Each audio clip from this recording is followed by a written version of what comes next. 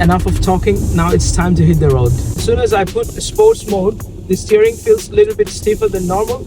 However, let's check if this big car is reversible or not in tight situations. Let's get started. Hello guys, welcome to Car Copenhagen, and in this video I got Zeekr 001 for you. It's a luxurious shooting brake competing with Tesla Model S and Mercedes EQE. Fortunately, all this with a very competitive price tag. And in this video, I'll take you through with everything related to this car, including a full driving experience. So without a further ado, let's jump into the video. And if you still haven't subscribed, please consider doing so. Let's get started. Let's start with a bit of background. Zeekr is the latest acquisition of Geely Group, which is a leading global mobility group headquartered in Hangzhou, China. Among the other acquisitions, Lotus, Volvo and Polestar is the most renowned. With Zeekr, they are targeting high-end luxurious cars with more accessible price point. If we look at the design, it's dominated by the claw-shaped daytime running lights, where the main headlight unit sits in the lower part.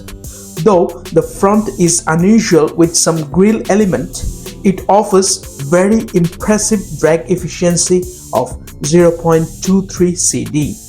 At the same time, it's really a big car with 4.9 meter in length, and a wheel starts with 21 inch going up to 22 inch. What do you think? Is it too big for you, or it looks just great? Let me know in the comment section below. The rear is also very impressive with angular LED taillight. Modern sectional LEDs really help this car stand out. Overall, they have managed to pull a really excellent car design that is modern and striking at the same time. What do you think of it? Let me know in the comment below. Shall we drive this now to see if it drives as good as it looks? Let's go. Well, enough of talking. Now it's time to hit the road.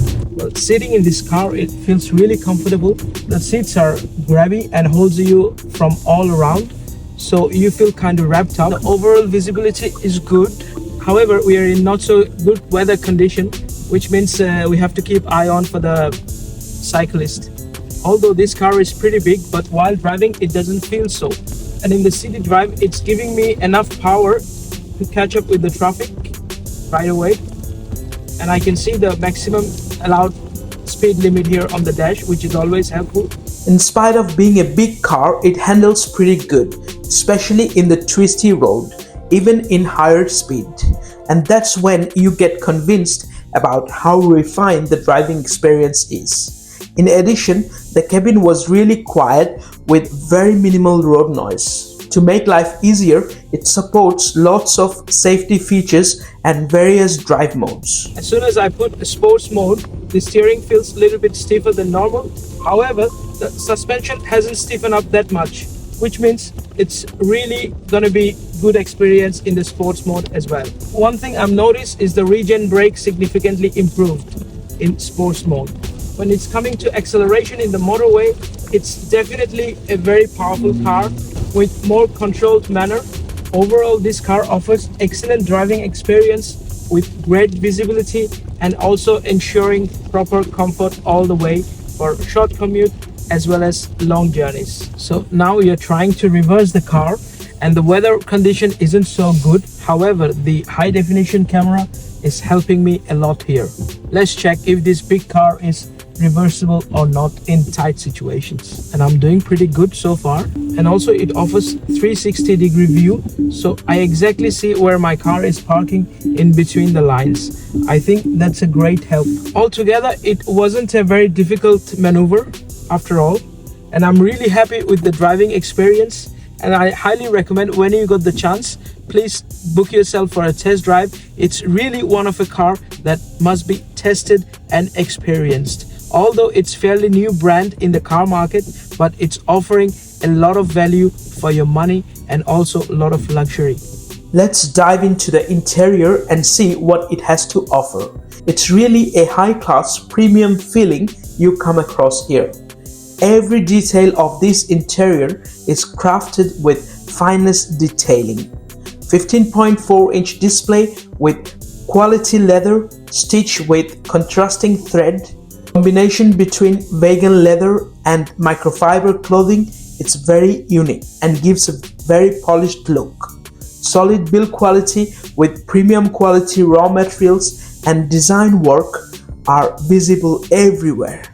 Contrasting door panel with the bronze and chrome detailing, it's eye-catching, yet very practical. Center console is designed logically to provide maximum driving convenience. I really like the way the seats are designed with vegan leather and microfiber clothing, which ensures optimal heating and cooling features. Even front passengers get impressive amount of legroom, while focuses on storage and practicality is ensured. 2 integrated cup holder with double opening armrest is given for extra storage and connectivity. In addition, a huge panoramic sunroof helps with a lot of natural lights. Before we move on to the rear seats, let's look into the infotainment system briefly. Welcome to the mighty infotainment system. It comes with 15.4-inch big screen. The interface is really logically laid out and very easy to relate to. The bottom panel has the quick access to all the settings, including the most used functions like climate control and stuff.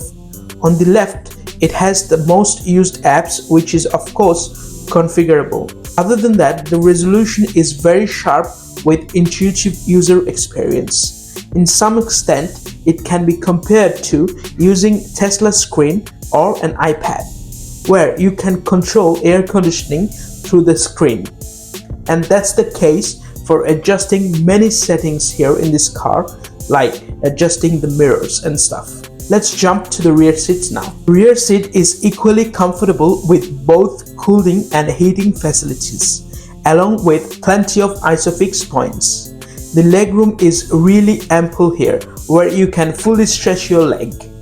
Carrying 3 adults in the back is also comfortable, as the floor is completely flat.